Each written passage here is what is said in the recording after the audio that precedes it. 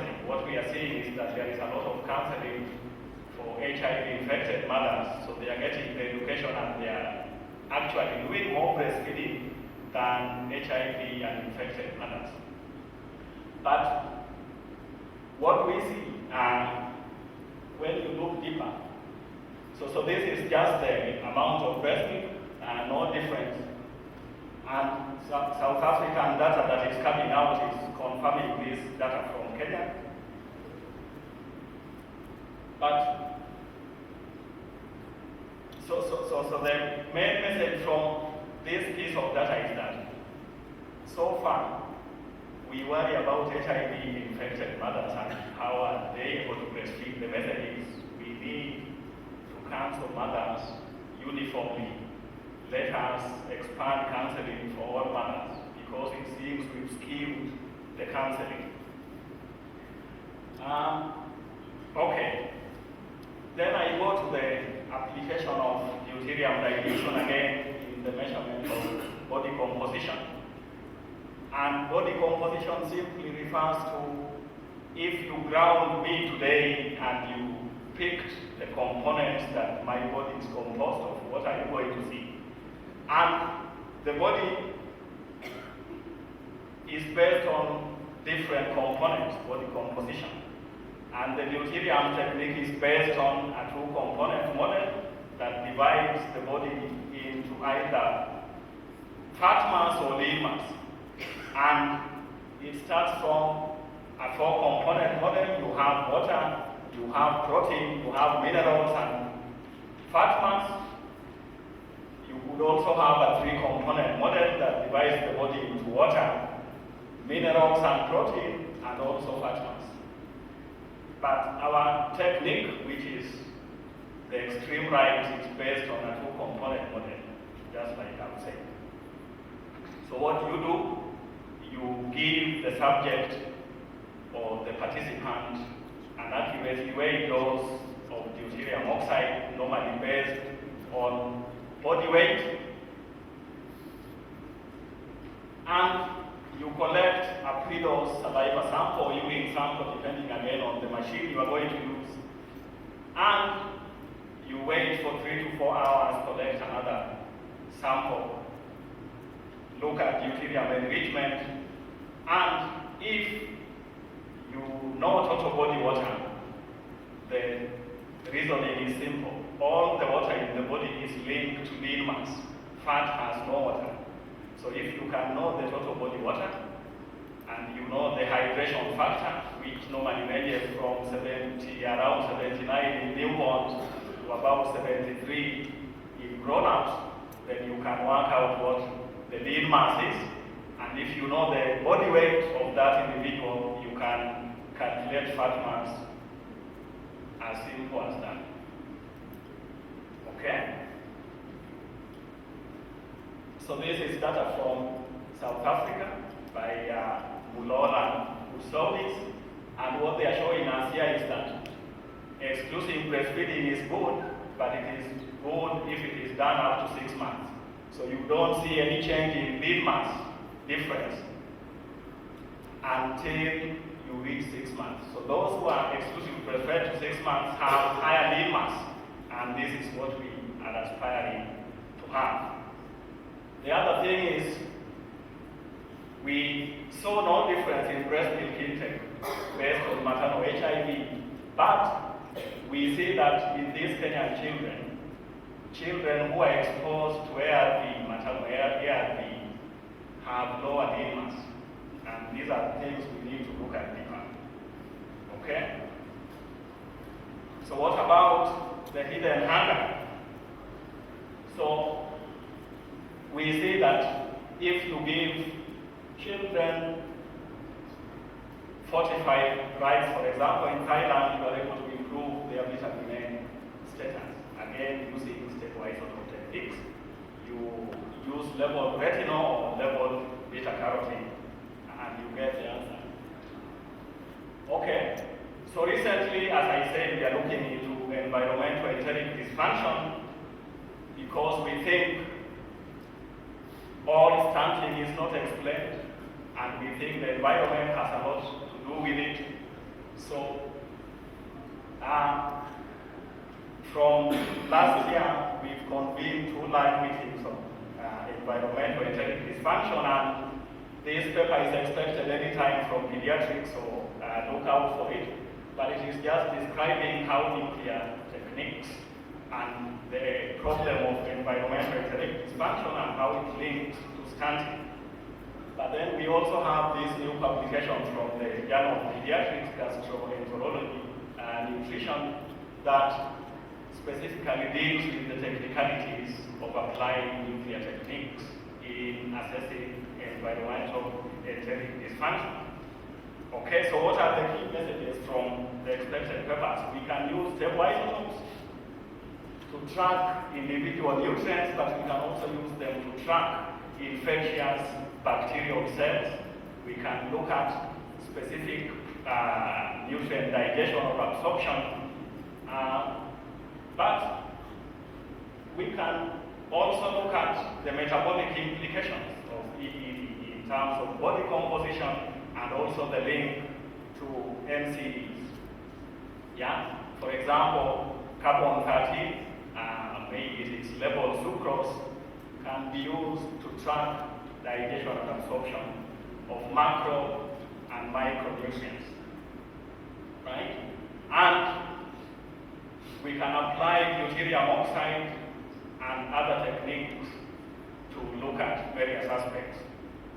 Okay, so in conclusion, stable isotopes are non-radioactive, they are non-invasive techniques, and have very high potential in allowing us to be able to track the global targets in terms of exclusive breastfeeding rates, in tracking how children are growing, the quality of growth in terms of lean mass, fat mass, and they can be used to verify routine procedures like that are applied in DHS, like the recall on which we base our policies. So lastly, I wanted to point you to some resources. If you go to our website, you get the Human Health Campus, a lot of resources that you can freely download, and we have e-resources that are available. You can easily download them, and that is the link, and anyone is welcome from any part of the world. You are free to download them. If you don't understand, you can get in touch with us, and you can also register on LinkedIn to the Human Health Campus for a more interactive discussion. I've talked about e-modules. We have an e-module on breast milk intake, and we have others on urea breath test for diagnosis of Helicobacter pylori. And I put a flyer out there yesterday, so pick one of them. It describes in a simple way what we do and the mechanisms that I've talked about, how we implement our work through coordinated research projects and technical cooperation. And these are just some photo gallery. The gentleman is from Kemri in Kenya. That is a child doing a breath test for Helicobacter pylori. Then you have my post in the middle there during the last meeting on environmental enteric dysfunction. And those were the participants. And here you have very happy African children who are looking up to you to make sure that they succeed. And with that, you are free to contact me, and I thank you for your attention. Thank you very much, Dr. Rena. If you'd like to join us on the platform. I just want to check whether Pauline Alamont is here. No, okay, I'm going to continue. I'm joined by my co-chair, who is Professor Michelle Holdsworth from the University of Sheffield. I'd like to now introduce our next speaker, Dr. Steve Wootton from the University of Southampton. And Steve is going to do a presentation for us around the area of nutritional assessment, which he has entitled Doing Simple Things Well. Over to Steve.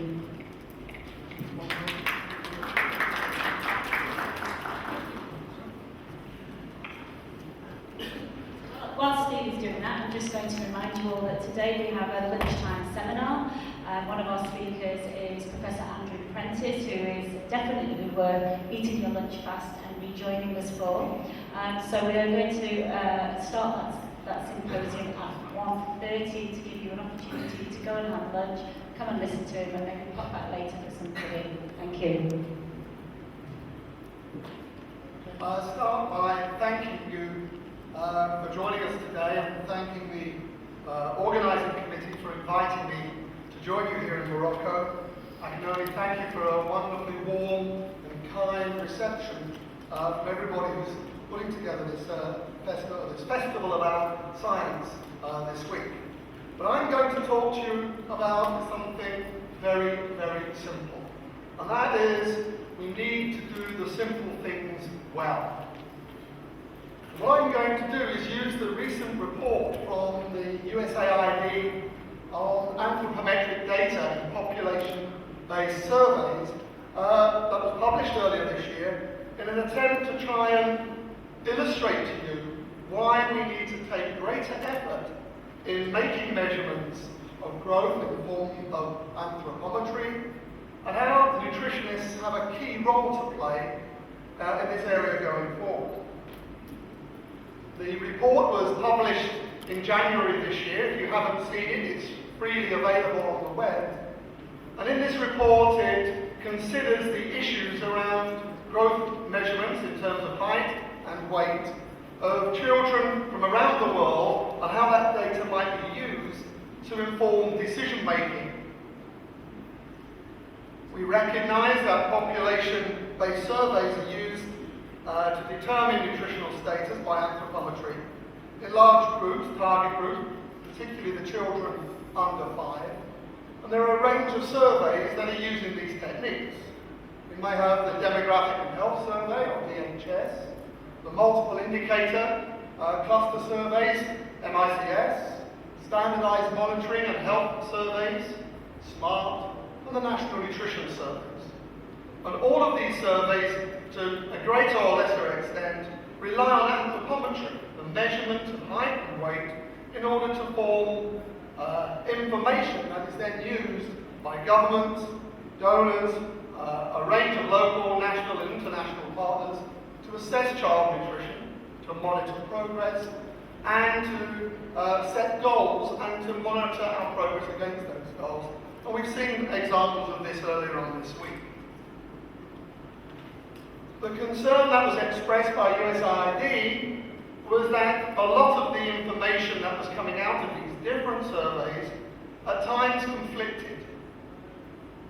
The differences in the prevalence estimates of wasting, stunting, undernutrition were varied between survey types and also differed even when they were conducted in the same geographical location at the same time.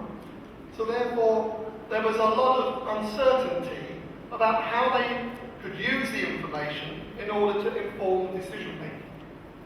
And the example that they cite in the report is from Africa. It's the Nigerian experience from 2011 to 2013, in which there were 2 surveys conducted, a couple of months apart. One, the DHS Big Survey, was looking at wasting, using weight for height, and severe wasting, either -2 SD or -3 SD. And they found that the prevalence of wasting was higher than the DHS survey, substantially higher than the subsequent SMART survey, with a focus on severe acute malnutrition and global acute malnutrition. And the irony was the decision makers are now conflicted. Who do they believe? Which data do they use in order to guide their policies? And the concern that's raised is there's great confusion and uncertainty. And this uncertainty represents the danger and vulnerability to our malnourished children and to those who are responsible for addressing their needs. If you look at the report, you can see that they contrast the different approaches used in the different types of surveys. And I've summarised them here. The DHS, on the first column, if I can get this here, DHS here, then mix, and then smart and nutrition surveys on the right. And if you look at these, by and large, they're using similar household survey techniques. There are some subtle differences, but that's not the key issue. The key issue is when you start looking at who is making measurements and how competent they are. In one approach, in DHS and mix, these are relatively short experiences, largely because nutrition is not the primary purpose of the survey. So anthropometry has a relatively a less secure base when taken into the field. And that's very much contrast to the SMART or the nutrition surveys, where it may be much longer periods of training and also includes standardization tests. In addition, if you look at the team composition, SMART NNSs use two measurers, at least one of which is specifically committed to making measurements of height and weight. So immediately you can imagine that we're going to have differences in the way in which the surveys are conducted and differences in the way the information that's generated might be used. If you look at the approach that they apply to the quality checking of the data, one is using field check tables, largely paper-based. The other is, because it's largely computerized now, actually has real-time data checking. Therefore, the opportunity to either miss data or fail to enter the correct data is limited. The other question is in around the determination of age. Again, much more effort and commitment is made in the SMART and NSS surveys than comparison to DHS and MIPS. So it raises the questions, is the extent to which we see differences in the reported prevalence of undernutrition in these surveys due to the methodology that people are using, and above all else, the confidence we have in the measurements of height and weight. So USAID called the meeting together and they had a series of objectives. It was chaired by Ronaldo Mattarel, so we had a high level of experience and competence in bringing these people together. There was a shared understanding required of the methodologies and the field practices. What do we actually do when these surveys are conducted? What efforts are made in terms of the training programs, the standardization techniques, the approaches to data cleaning and data reporting? Issues around error checking and how errors are made and identified and corrected, the validity and the reliability of the information, the opportunity for harmonization. Is it possible to use the same methods in different surveys and offer to the same degree of confidence and security? And this leads to a question of the quality issue. How can we ensure that we have quality data in at source? And ideally, their ambition was to find a route, see if they could see a way of establishing global guidelines. And some of the issues I'll just highlight, and I'll illustrate it with our own experience and the experience of others. The first question that comes up is the methodologies. Let's start with the interviewers, or in some settings we might call them the enumerator. Who are these people? How do we identify them? Who is good at making measurements and engaging in these surveys, and who is less good? Do we need just one person to make a measurement of height, particularly of children under the age of 5, or length? Or do we need two? Or do we need more people engaged in the process, particularly in measuring supine or recumbent length? And one of the criticisms of many of the surveys is that our interviewers or enumerators get fatigued in the process of conducting the survey. They start with great enthusiasm, great commitment, a huge ambition, and very slowly but insidiously they become tired, they look for easier ways to do the job, and very often the confidence declines throughout the progression of these surveys. They looked at the training materials, and they identified many different types of training material, some of them dating back to the days of Jelly and others that have become embedded in our approach to the activity. And I'll give you an example of those in a moment. They identified that there were many different ways of measuring stature. And the different techniques are often applied in different settings, sometimes even within the same survey. And again, I'll give you some examples of that in a moment. There is a recognised absence of a standard operating procedure. In many aspects of measurement, we use SOPs. And the purpose of an SOP is to make sure that things are done properly. And an SOP is not just simply a method, it's a detailed blow-by-blow from the moment the child presents to the moment the data is secured. It doesn't just simply jump straight in to, for example, dealing with the head position and not considering what you have to do in order to get the child to the measuring table or board. There's a lot of questions out there about the role of the caregiver, the mother, who may be present at the time, and how can we best use the mother, particularly in infants and young children, to help reassure the child and allow us to get more secure measures. If you look at how people measure height, I never cease to be amazed by what people can do. Just look at some of these images. The one on the bottom right is the one that surprises me because this is being done in a study. Now, these measurements are being made by people who call themselves nutritionists. They are making measurements to assess nutritional state. We have a duty and a responsibility when we make a measurement to make it to the highest possible standards. This message is not new. I'm not the only one giving this message.